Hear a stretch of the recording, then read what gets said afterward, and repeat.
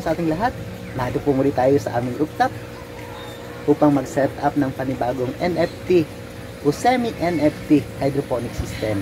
Nung nakaraang video ko po, tayo po ay nag-set up nitong gamit lamang yung PVC orange number 3.